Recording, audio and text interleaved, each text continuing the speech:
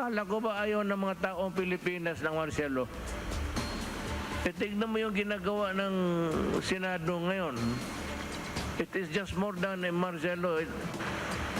Kaya ba kayo nag-iimbestiga to find out the truth? So because if the truth is already there with you, what's the use of looking for an answer in an investigation? Magtatanong kayo. Kung ayaw ninyo yung sagot, magagalit kayo. Tapos you threaten, we will cite you in contempt. And we can detain you forever. Is that how a civilized Congress works? Takutan ba ito? Kaya nga nag-iimbestiga ka kasi gusto mong malaman na yung sagot ng tao hindi sang-ayon sa alam mo na ang totoo. Then do not blame him because that is his truth. You just cannot assume altogether that he is lying. That would be a cockeyed view of what a hearing should be. Kaya ka nag-iimbestiga, kumukuha ka ng sagot. Bakit ka makipagdebate at ang sabihin mo nagsisinungaling siya? So therefore, may sariling answer ka na. You have already in yourself the answer because every time the resource person answers and it does not fit the thing or the solution in your mind, you threaten them, and actually you did actually detain them in the Pasay City Jail. The Newsday continues here on One News Now. I'm Jess De Los Santos. Davao City Mayor Sara Duterte has just been nominated to run for president in the 2022 elections. To give us the latest, Jem Avancenia joins us live from Tagum City. Jem, who exactly nominated Sara for president, and will she be accepting the endorsement? Just a new political party composed by some former members of PDP Laban just announced their nomination for the presidential elections this coming 2022, and it's Davao City Mayor Sara Duterte. Partido Pilipino sa Pagbabago or PPP on their first national convention today here in Tagum City declared their full support for the presidential daughter and is hoping that she will accept the nomination. But the local chief executive during her regular radio program mentioned she will be on medical leave starting October 5 until 8 in time for the certificate of candidacy filing. Duterte did not disclose the details of her health condition. She also reiterated that she'll be focusing more on addressing COVID-19 problems in the city amidst the ongoing political noise. Just recall that Davao City Mayor Sara Duterte confirmed that she will be seeking re-election as mayor in Davao City. This after her father, President Rodrigo Duterte, announced that he will be running for the position of Vice President this May 2022 elections. Jess? All right, maraming salamat. Jem Avancenia reporting live from Tagum City. The Interior Department has started approving protocols for the 2022 elections. This was confirmed by Interior Undersecretary Epimaco Densing III on agenda. Densing revealed that they are now communicating with the COMELEC on a weekly basis regarding the health protocols that need to be implemented during the campaign season and the filing of COCs. Densing added that protocols on voter registration and during the filing of certificate of candidacy have already been approved. Among those measures include allowing only one supporter to accompany a candidate during the filing of COCs. I think mawawala na yung magarbong pagpapile. I remember yung mga politiko natin pag tumakbo mayor, ang daming mga kasama. This time around, if I'm not mistaken, we will only be allowing the candidate and one supporter, or we call it watcher, no, to go to the COMELEC in the local area to file. So wala na yung magarbong But how do we... pagpapile. Health workers expressed frustration over the DOH's planned singular allowance on the provision of their COVID-19 benefits. Aryan Kalumbiran with the details. The Health Department expressed support for the bill aiming to provide benefits to all healthcare workers with or without direct exposure to COVID-19 patients. From the current 300,000 frontliners eligible for benefits, over 500,000 medical workers are now eyed to receive allowances.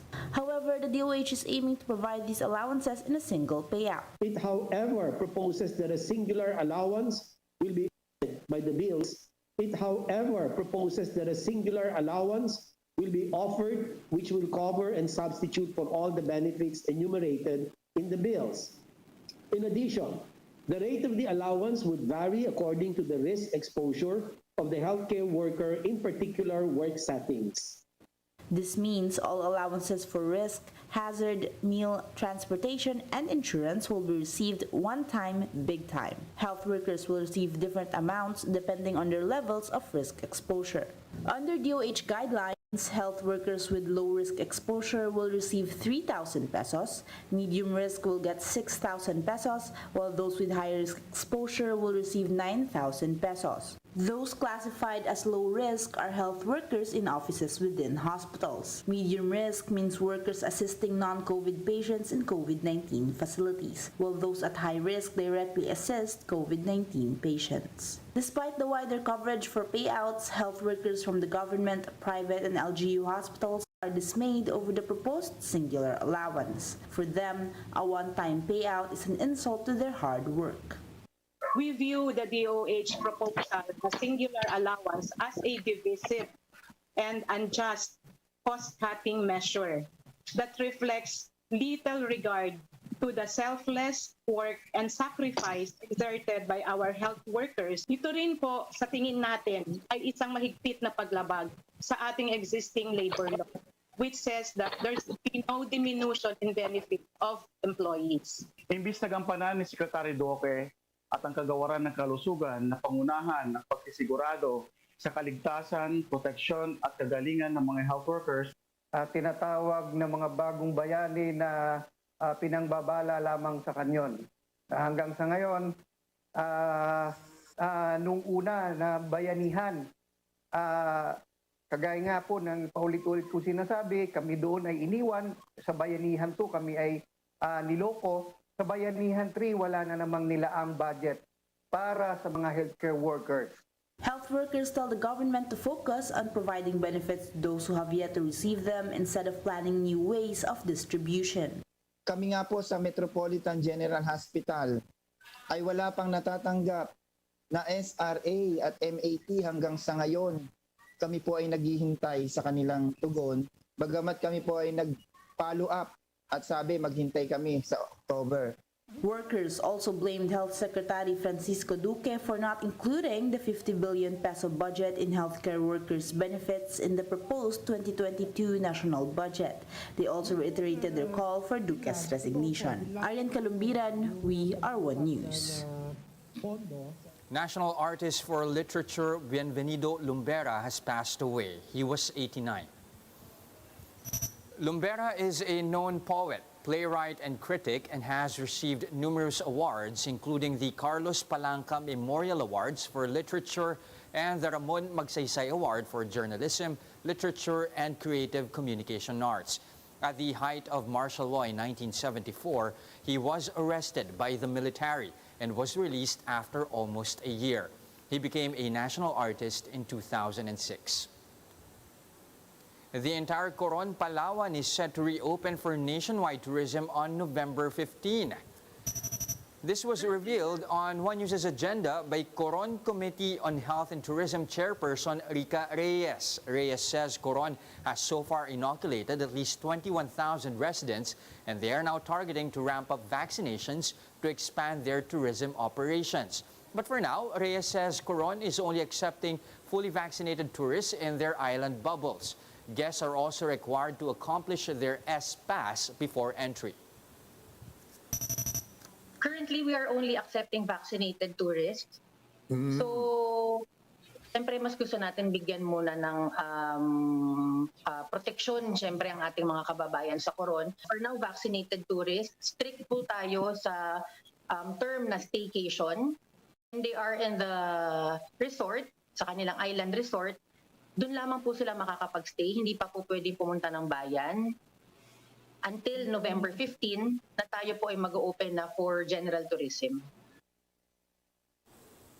Here's a quick look at some of today's headlines. President Duterte slams senators once again as the Blue Ribbon Committee continues its probe into the Health Department's use of COVID-19 funds. Latest SWS survey shows 3 in 5 Filipinos are against the idea of President Duterte running for Vice President in 2022. And Gilas Pilipinas women fall big to China in the 2021 FIBA Asia Cup opener. And those are the top stories of the hour. Join us later at 1 p.m. as we continue to monitor the day's biggest stories. You can also catch One News on Signal Play. Register for a free account now at www.signalplay.com and stream One News Live anytime, anywhere. I'm Jess De Los Santos. Mask on, wash hands, and stay safe. Philippines, we are One News.